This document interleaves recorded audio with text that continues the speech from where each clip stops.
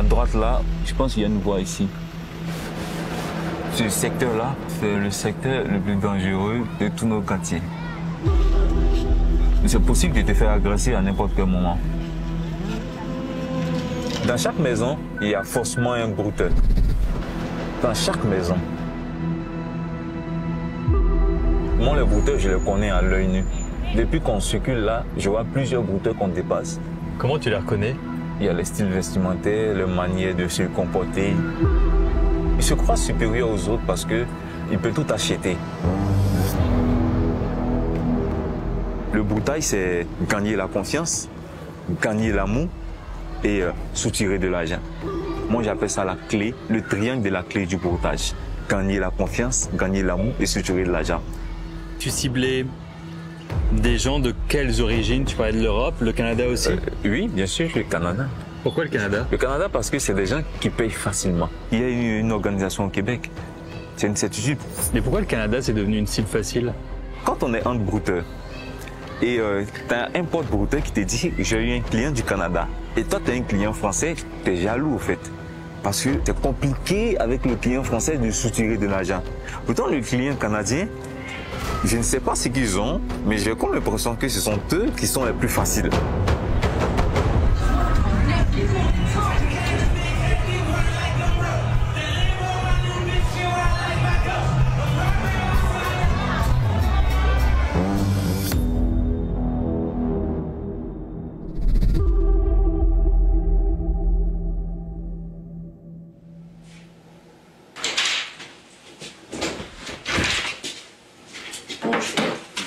Maman Duberthe. Je suis la sergente détective Nancy Simoneau. C'est moi qui est l'enquêteur dans ton dossier. Aujourd'hui, on se rencontre parce qu'il y avait un mandat d'arrestation qui avait été mis contre toi. Tu as frustré Guylaine Paré, qui est la plaignante au dossier, d'une somme d'argent d'une valeur qui dépasse 5 000 $. Comme moi je l'ai dit, d'abord, je suis pas impliqué dans quelconque histoire de fraude. Présentement, j'étais à 28 ans de carrière policière. Je me suis spécialisée vraiment au niveau des différentes fraudes et c'est mon créneau.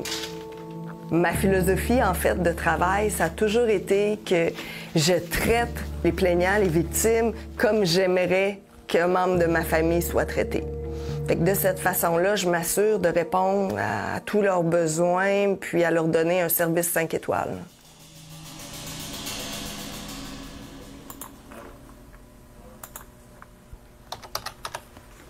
Mon enquête a débuté par une dame qui a porté plainte pour une fraude amoureuse. Puis, cette dame-là a perdu 200 000 $ au total. Premièrement, comment ça fonctionne? C'est qu'ils l'ont approchée sur Facebook. Fait qu'ils ont fait une demande d'amis. On se dirige présentement vers le domicile de Mme Guylaine Paré, qui est la victime de fraude amoureuse, là, dont le suspect est Mamadou Berthe. Elle avait beaucoup de mal à se confier parce qu'au tout début, nos premières rencontres, elle était encore sous l'emprise des fraudeurs à ce moment-là. Fait qu'il faut y aller tranquillement, prendre le temps de déconstruire petit à petit là, toute cette façon qu'ils ont de les contrôler, de les manipuler, là. On arrive à l'instant.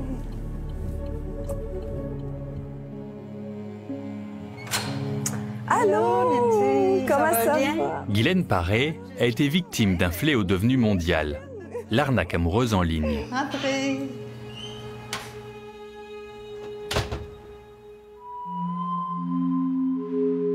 Le pire, c'est de porter plainte. C'est le plus dur. Cette retraitée qui vit seule dans son appartement à Mercier pensait discuter avec un Français d'une 60aine d'années. Dans les tout débuts, tout était fluide. Je veux dire, c'était une conversation banale. Parce que j'étais pas en recherche d'amour à ce moment-là.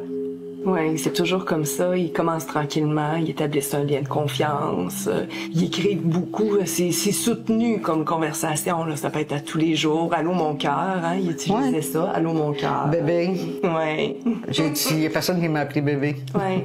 Puis les gens aiment ça parce que c'est de l'attention, c'est comment ça va, ta journée, puis là, en fin de journée, puis comment s'est passée ta journée. Puis ensuite, ben les problèmes s'en suivent, c'est un après l'autre.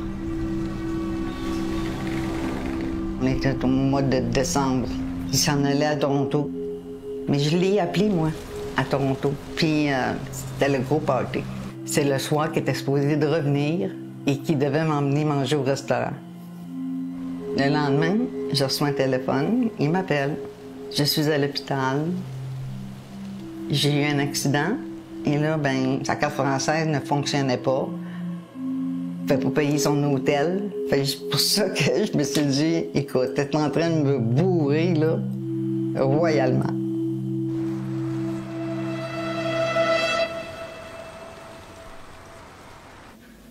Qu'il soit au Québec ou à l'étranger, on voit une augmentation de la qualité puis du raffinement des méthodes. Ça, il n'y a aucune hésitation. Que ce soit au niveau des scénarios qui sont présentés, on va avoir beaucoup de preuves matérielles qui sont ajoutées, des rapports médicaux, des documents en apparence officielle, parfois des vrais documents, parfois des faux documents. Est-ce que ça veut dire que ces réseaux et ces criminels sont de plus en plus professionnels, pointus dans leur domaine? Certainement. Puis, quand on va parler de réseau, c'est vraiment le bon terme. Là où certaines fraudes pouvaient être menées par un individu, ce qu'on se rend compte, c'est que c'est probablement des groupes d'individus qui mènent ces fraudes-là. C'est le genre de choses qu'on va malheureusement rencontrer dans les fraudes qu'on va appeler haut de gamme, qui sont bien montées.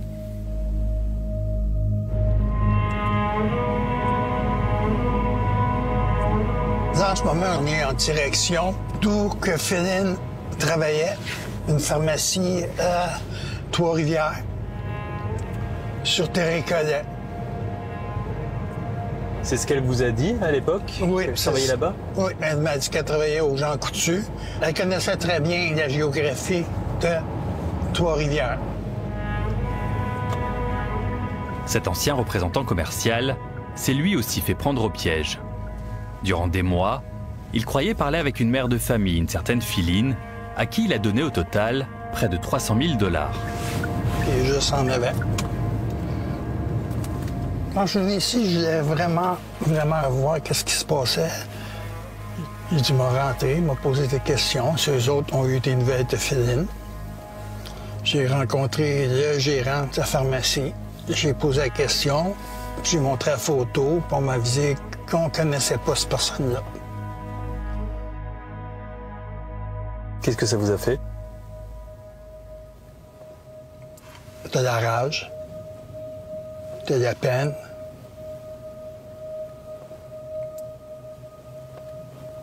Un dégoût. T'as honte de toi-même quand même. Là, tu réalises que, oui, tu t'es fait arnaquer. À qui je parlais-tu vraiment à elle? Elle existe-tu vraiment? Ou je parlais à quelqu'un d'autre?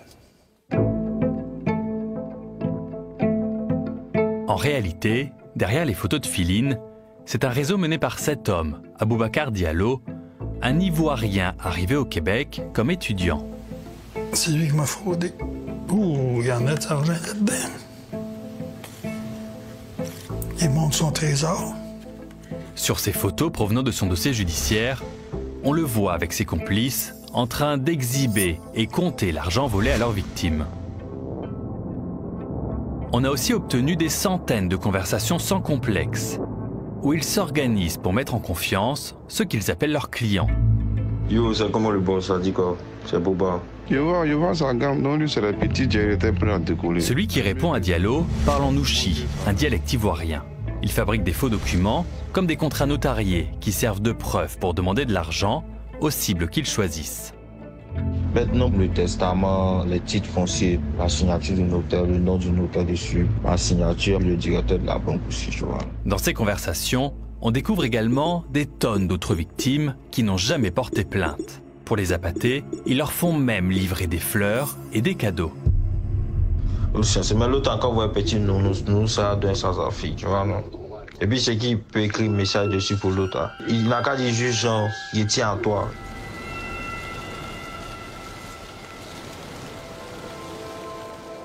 Vous avez fait combien de virements? Je me rappelle plus, j'ai pas compté. J'ai essayé d'effacer ça un peu dans ma vie. Comment vous avez fait pour payer toutes ces sommes-là? Mes REER et le profit de la vente de ma maison. J'ai tout sorti, il faut le dire. En ce moment, j'ai plus rien.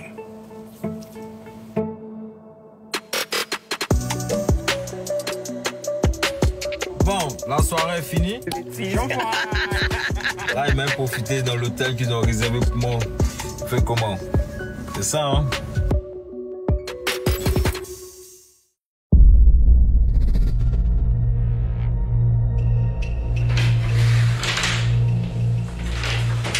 Tu penses quoi du monde qui font c'est des fraudes amoureuses?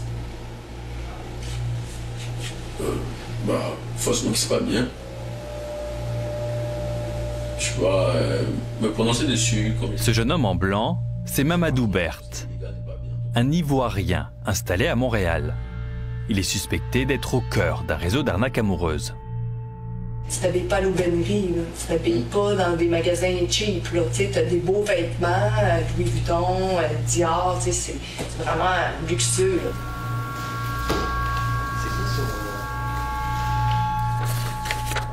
On le voit ici au volant d'une BMW, on le voit en voyage, oui, dans une piscine. Donc c'est quelqu'un qui avait une belle vie, oui, qui affichait son train de vie, mais qui officiellement n'avait aucun travail. Exactement. Donc d'où venait cet argent-là? Il n'était pas en mesure de me le dire. Donc, ce que j'ai vu dans ses comptes, ça venait clairement de la fraude, des différents types de fraude qu'il faisait. C'est plate, Mamadou, tu sais, que tu me dises, regarde, moi, je sais pas trop, là, l'argent, c'est que moi, je les rencontre, ces madames-là, puis ils sont détruites. Fait que c'est important aussi pour moi de te rencontrer aujourd'hui pour te dire ça, pour... tu sais, tu joues avec la vie des gens, finalement. Est-ce que vous avez une idée du montant total d'argent qu'il aurait pu frauder ou récupérer auprès de victimes au Québec? C'est dur de quantifier parce que juste dans un compte, j'avais 20 victimes, dont mes 2 principales victimes. Mais les 18 autres, je ne sais pas combien ils ont perdu là-dedans. Là. C'est on peut imaginer que c'est des millions et des millions de dollars. Oui, on parle de millions, certains. Juste avec un individu et son réseau. Oui. En réalité, comme son compatriote Aboubacar Diallo à Trois-Rivières, Mamadou Berthe est bien plus qu'un simple brouteur. Lorsqu'on a perquisitionné le logement de M. Mamadou Berthe, on a trouvé différents documents avec des identités différentes, mais avec la photo de M. Berthe dessus. Chacune des identités ouvrait des comptes dans différentes institutions. Puis ensuite, l'argent se promenait dans des comptes. Fait que c'est comme une immense toile d'araignée. Puis j'ai découvert quelque chose de particulier, c'est qu'il était même dans l'exportation de véhicules volés. Monsieur Berthe était l'expéditeur d'un container où est-ce qu'il y avait 2 véhicules volés au nom d'une compagnie qui appartient à un membre du crime organisé africain. Pourquoi qu'on est au port? En fait, c'est parce que ça représente un peu la diversité des fraudes qui sont opérées par le réseau de fraudeurs africains, dont les véhicules volés.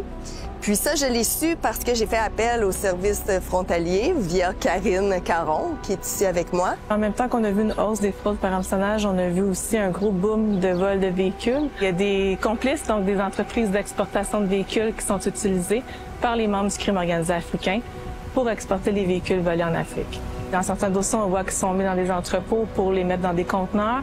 Et rapidement, les conteneurs sont exportés en Afrique. On a des exportations notamment en Côte d'Ivoire, au Bénin, au Nigeria.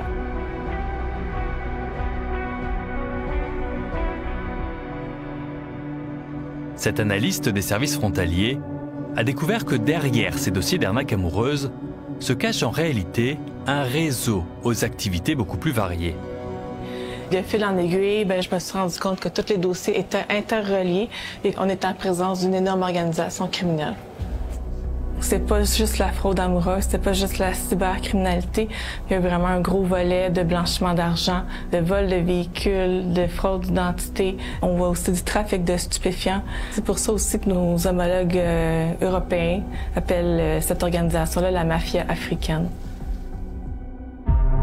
Et dans cette mafia, chacun a un rôle.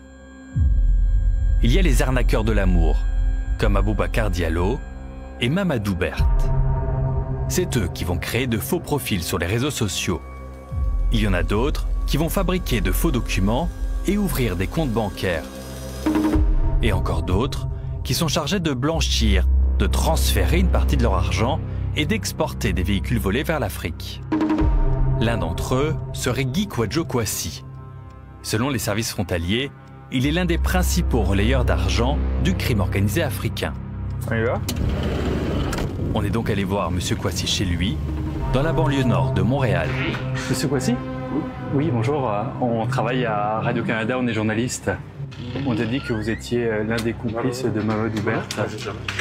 Je crois quand je suis dessus. Et vous faites quoi comme travail? Moi, je suis un distributeur, je fais la distribution alimentaire. Alimentaire? Yeah. Parce que c'est indiqué dans les documents qu'on a que vous avez aidé Mamadou Berthe pour blanchir de l'argent. L'affaire en cours, je peux pas dire grand chose dessus. D'accord.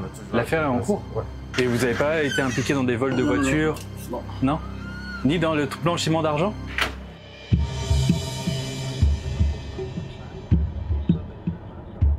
Nous nous sommes rendus à l'adresse du commerce dirigé par M. Kwasi. Mais devant ce hangar, des grilles fermées, des fenêtres obstruées et des voitures abandonnées. On a finalement découvert que c'est à l'intérieur de ce même bâtiment que des policiers ont déjà trouvé plusieurs véhicules volés qui s'apprêtaient à être expédiés. À quoi sert l'argent quand il est transféré ensuite en Afrique? De ce qu'on voit jusqu'à maintenant, c'est vraiment injecté à l'organisation criminelle en Afrique, qui aurait possiblement des liens avec le Hezbollah. Donc, ça pourrait possiblement financer des activités terroristes également.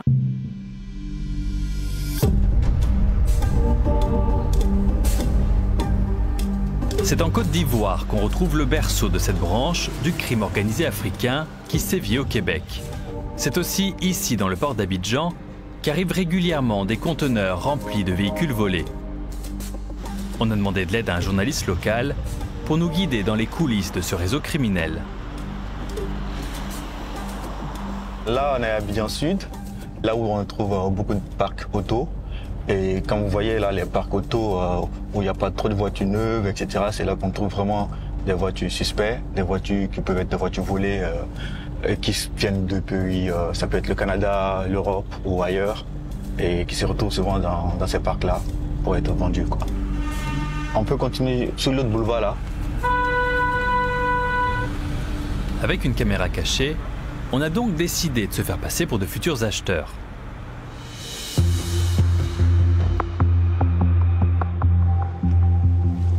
On regarde. Ouais, d'accord. Et il demande un peu.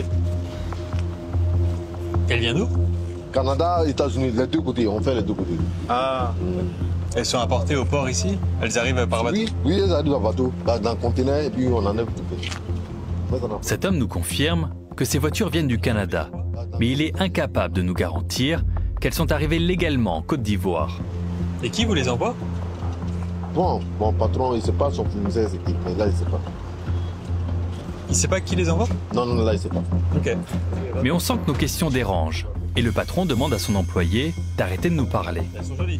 On a donc poursuivi notre magasinage un peu plus loin. Bonjour. Bonjour. Il y a des voitures qui viennent du Canada? Oui. Mais on a souvent les Nixon et autres là, voilà. Mais il y a aussi beaucoup de voitures volées, non? Qui viennent... Oui, les jeunes disaient ça. Les gens, surtout les gros cylindrés. Selon nos informations, c'est ici que des centaines de voitures volées au Canada ont déjà été expédiées. Comment ça passe et puis ça roule en ville alors que la voiture... Non, mais il y a des autorités, non? D'autres sont dedans aussi. Et la douane laisse passer? Ah, mais laisse passer là, on ne peut pas savoir, parce que là, c'est plus fort que moi. Et il laisse passer pourquoi? Avec un peu d'argent? Bon, par exemple, je suis un colonel de la douane. Ouais. Moi, je peux faire partie ce que je veux.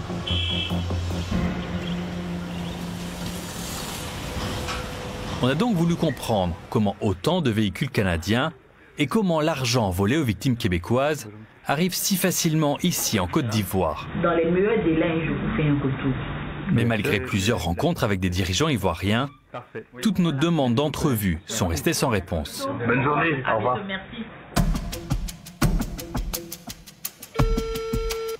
Une représentante du gouvernement nous a finalement avoué que c'est notre enquête qui dérange l'état-major ivoirien. Je suis à Radio-Canada. Aborder la problématique spécifique du vol de voiture, c'est compliqué. Voilà. Parce que le sujet est un peu difficile en fait. Mais pourquoi le sujet est difficile? Vous arrivez dans un pays en disant que c'est un pays qui est impliqué dans un processus de vol de voiture. Déjà sur le postulat, vous voyez qu'on n'est pas forcément à l'aise. Mais on ne dit pas que le pays est impliqué. On met des procédures en place pour atténuer le phénomène. Mais vous venez déjà pour enquêter ici sur cette question. Ça veut dire que d'une part ou d'une autre, la Côte d'Ivoire est au cœur ou est impliquée dans cette affaire en fait. Mais donc ça signifie que, quoi qu'il arrive, les autorités ivoiriennes refusent de commenter donc ce sujet-là, parce qu'il est sensible. Je pense qu'on peut terminer sur cette conclusion-là.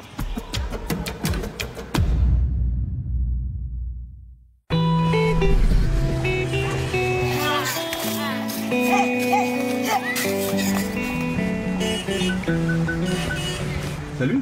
Là-bas. Attends, regarde. Ouais, je le vois, je le vois. Ah oui, salut. Ok. Tu peux t'arrêter ici? Reste là. Moi j'y vais avec Bakary. Ouais. Salut Alvin. Ouais, enchanté. Enchanté. Cet homme bien habillé est un spécialiste de l'arnaque amoureuse, un brouteur comme on les appelle en Côte d'Ivoire. Il se fait appeler Alvin et il nous a demandé de ne pas montrer son visage car ce qu'il veut nous raconter pourrait le faire arrêter. Je vais vous envoyer là où, dans le cybercafé où j'ai commencé le broutage. Quand on venait dans le cybercafé, vers 1h, 3h du matin, on s'enfermait dans le cybercafé, c'est-à-dire le gérant, il ferme le cybercafé et on est tous dedans. Et vous êtes combien? Plusieurs.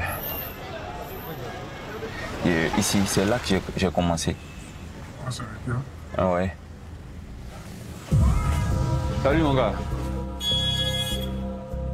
C'est en partie à partir de ce cybercafé que des Canadiens ont commencé tous les jours à se faire arnaquer par de faux profils sur les réseaux sociaux.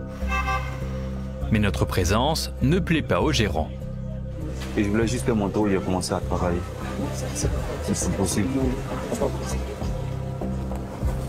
Ok. Et il y en a encore des petits brouteurs, des avortons de brouteurs qui sont dedans en train de s'amuser. Ils font quoi, tu penses, à l'intérieur?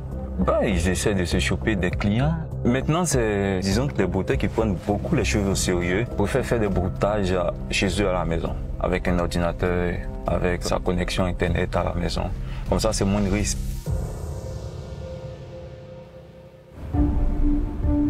Alvin nous offre un accès inédit et unique dans le monde de la cybercriminalité. Il a lui-même été un membre important d'un réseau criminel qui a fait de nombreuses victimes au Québec.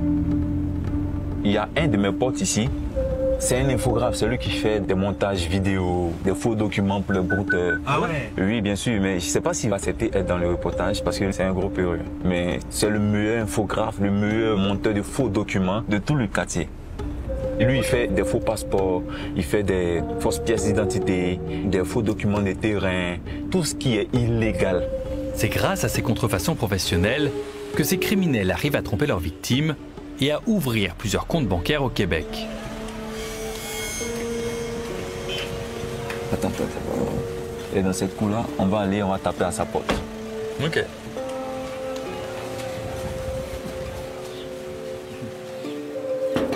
C'est boss.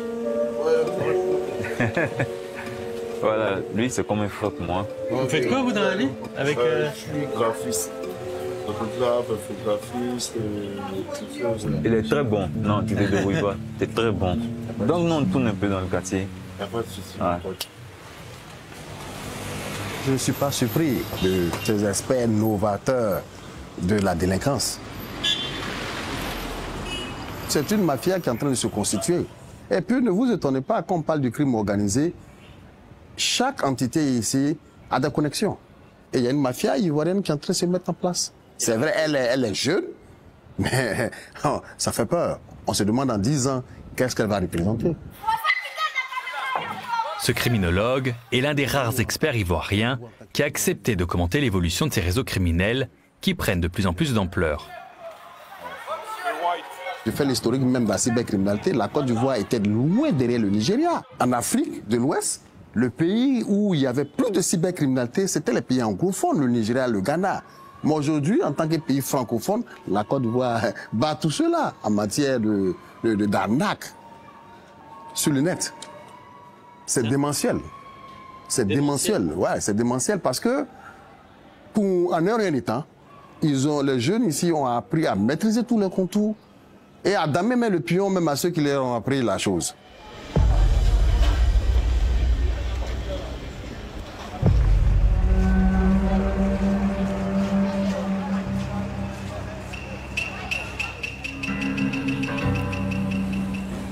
On va au terrain Béziers, là où il y a le fromager, où souvent on venait faire des sacrifices pour pouvoir envoûter soit des blancs ou soit des blanches, peu importe. Donc c'est l'arbre des sacrifices? Oui, c'est un arbre des sacrifices. Cet arbre-là n'est pas simple, c'est un arbre mystérieux. Parce que cet arbre est tellement vieux, et pour eux, ils voient des choses, des esprits. Voilà, c'est un arbre spirituel. Que ce soit les marabouts, les féticheurs, peu importe la personne chez qui tu vas, ils nous envoyaient là pour pouvoir enterrer des photos de blancs. Et quand tu viens devant cette arbre-là, tu crées un trou, tu enterres la photo de ton client. La semaine qui suit, tu pourras recevoir la somme que tu veux. Donc tu enterres la photo et une semaine après, parce que la personne était normalement envoûtée, elle va te donner 5 000 $. Te donner 5 000, la somme que tu veux. Ça a marché pour toi? Oui, ça a marché pour moi, au moins 3 ou 4 fois. Grâce au marabout, tu penses? Il n'y a aucun brouteur qui fait ce qu'il fait sans un marabout, c'est impossible. C'est impossible, il n'y a aucun brouteur. Toutes ces personnes, tu vois, qui ont de l'argent, qui sont au Québec et tout, il y a forcément un marabout derrière eux. Donc c'est des choses qu'on y croit ici en Afrique et particulièrement en Côte d'Ivoire.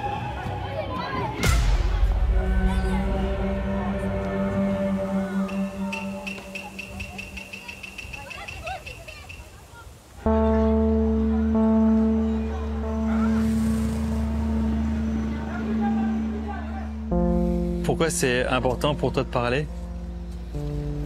C'est important pour moi de parler parce que j'ai arnaqué beaucoup de personnes et j'ai vu les peines, les désespoirs. Quand je suis rentré dans le broutage, celui qui m'a mis dans le broutage m'a dit « Alvin, dans ce milieu-là, il n'y a pas de pitié. Si tu as pitié, tu n'iras jamais loin. » Pensez avoir arnaqué combien de Canadiens et de Québécois? Non, je ne peux pas compter. Pourquoi? Parce que ça, c'est beaucoup? Oui, c'est tellement, je ne peux pas compter. Parce que j'en ai pris des 5 000, des 7 000, des 10 000, des 12 000. Avec les membres du réseau, un jour, on a pris un 110 000 qu'on s'est partagé. On a appris qu'au Québec, il y a des chefs de réseau, ils ont des personnes qui vont retirer, créer les comptes, ils ont des gens qui vont faire des faux documents qui sont à Abidjan. Oui. Et qu'après, ils se transfèrent l'argent. Oui, c'est totalement ça. Il y en a des gens ici qui, pour des faux documents, il y en a. Oui, c'est ce qui se passe. C'est bien ce qui se passe au fait. Et c'est de mieux en mieux fait. Oui, c'est de mieux en mieux fait. C'est de plus en plus professionnel. Oui, c'est de plus en plus professionnel parce que au fur et à mesure qu'on avance, ça s'améliore. C'est un métier à part entière. Oui, c'est devenu un métier.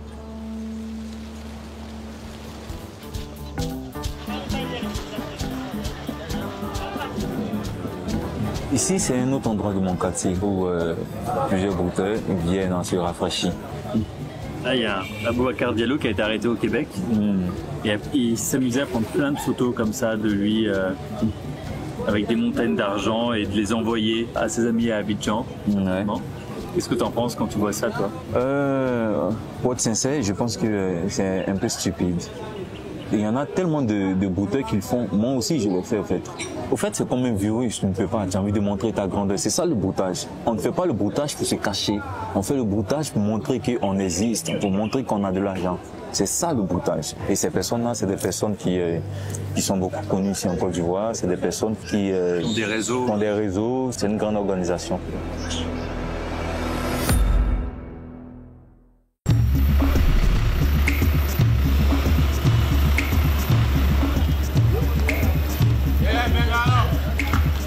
On est devant une agence d'immigration qui a des affiches un peu partout dans Abidjan pour venir étudier ou travailler au Canada. Sur le panneau, il y a plusieurs écoles canadiennes, le Cégep de Limoilou, l'Université du Québec, l'UQAM, l'Université d'Ottawa. Bonjour. Oui, c'est moi. Ça attire beaucoup, le Canada. Franchement, ça attire beaucoup. Il faut dire que le Canada est devenu quand même l'Eldorado. Hein. L'Europe, il faut le dire très honnêtement, aujourd'hui, la réalité a beaucoup évolué. Donc, ça n'attire plus trop comme avant. Voilà, c'est ça qui est une réalité aussi. C'est devenu un business aussi, en quelque sorte? En effet. En effet. Oui, on va dire ça comme ça.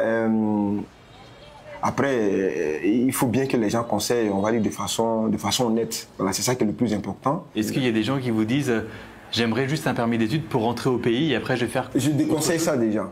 Je déconseille ça. Parce que, vous savez, si dans le motif de départ, tu affirmes que tu pars faire des études, ça veut dire que c'est un contrat que tu établis entre toi et puis le pays d'accueil. Si éventuellement tu ruses, ça veut dire que d'une façon ou d'une autre, ça va te rattraper. Entrer au Canada avec un permis d'études, c'est justement la technique qu'utilisent les membres du crime organisé africain installés au Québec. L'analyse a permis de déterminer qu'à peu près 80% des membres de l'organisation criminelle sont arrivés au Canada avec un permis d'études.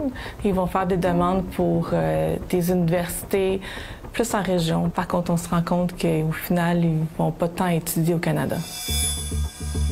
C'est le cas d'Aboubacar Diallo et de Mamadou Berthe.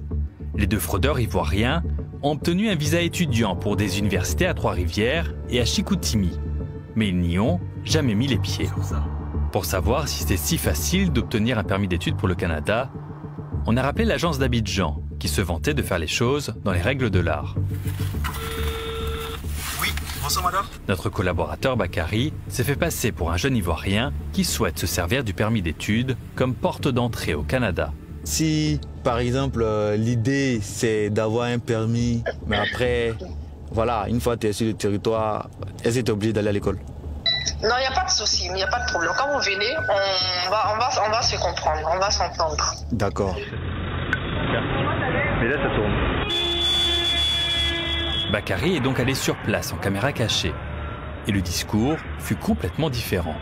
La question c'est, est-ce que si je vais au Canada ou si j'envoie quelqu'un au Canada, la personne est obligée d'aller étudier? Non, ça va dépendre. La personne peut avoir quel âge comme ça? 26, 27. C'est mieux que la personne passe sous le couvert des études et puis éventuellement arriver là-bas. Comme elle n'a pas envie d'aller à l'école, elle pourra faire ce que tout le monde, ce que les gens lui font. Se déclarer réfugié. Ça c'est un peu risqué, non? Non, il n'y a rien de risqué dedans. C'est ce que tout le monde fait. Alors discuter en... Le directeur propose ensuite de poursuivre la discussion à l'abri d'oreilles indiscrètes. Une fois que tu as fait les lunettes, on te donne un permis de travail. Tu commences à travailler. Une fois que le dossier est instruit, pour passer, on dit ça peut être passer 5 ans, 6 ans. Ah ouais? Voilà, quand tu es sur le territoire, tu ne vas pas sortir. Merci beaucoup. Je vous en prie. Ouais.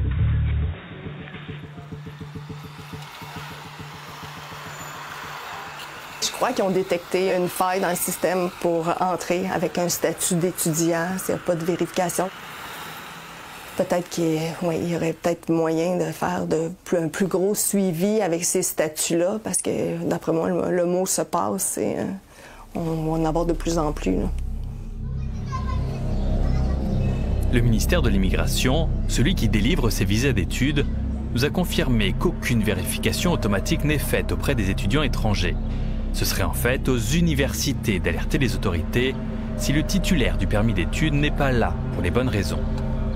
C'est l'Eldorado aussi, le Canada, pour des groupes criminels? Mais bien sûr.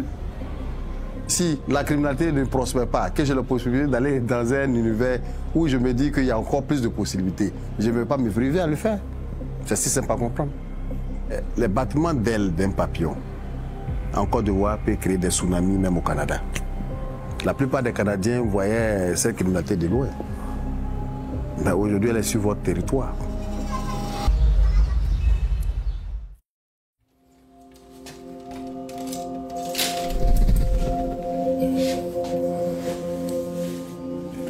On avait une belle maison que j'avais fait construire en 99. Ça a été un choc, t'es obligé de tout vendre. T'es parti d'une belle maison que t'as fait faire selon tes goûts à toi, tout ça. Puis t'es retrouvé dans un logement.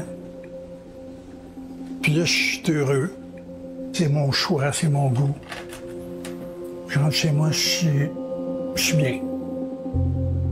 Jusqu'à maintenant, ce retraité n'avait raconté à personne ce qu'il a vécu. Ce réseau criminel lui a volé près de 300 000 $. Il veut désormais que les autorités canadiennes serrent la vis contre ces individus pour les empêcher d'entrer au pays. Il faut que le monde sache ce qui se passe dans la vie avec ces gens-là. Ils sont pas honnêtes. Que tu tombes demain, que t'as plus rien, tu perds tout, t'as plus de voiture, t'as plus de logement, puis tu couches sur un banc d'autobus. Ils s'en préoccupent pas de toi. T'es vraiment pas important pour eux autres. Puis je suis pas le seul qui s'est fait arnaquer par lui. Mais il faut le savoir. Oui, il faut continuer.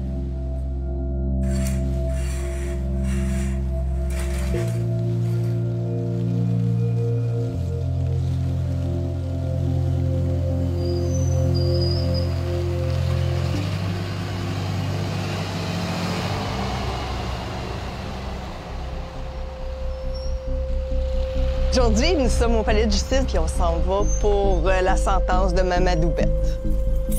C'est le jour J. Après ça, on tourne la page. L'arnaqueur de Guylaine Paré a finalement plaidé coupable. Mamadou Bette a reconnu avoir participé à un stratagème de fraude dans lequel, selon lui, il n'était que l'un des maillons d'une grande organisation. Il a directement été expulsé dans son pays d'origine, la Côte d'Ivoire. Viens dans mes bras, toi. Ouais, un petit câlin. Oh, merci pour tout. C'est un plaisir. Oui. Ça me réjouit qu'il soit expulsé, mais c'est une personne parmi tant d'autres, malheureusement. Le réseau existe toujours. Il y a un maillon de la chaîne qui a quitté, mais il va être vite remplacé. Qu'est-ce qu'il va faire, Berthe, en Côte d'Ivoire, selon toi? Bonne question. Je ne sais pas si ses études qu'il a eues au Québec vont l'aider à se trouver un emploi là-bas, mais une chose est sûre, c'est que, on me dit, un brouteur un jour, brouteur toujours.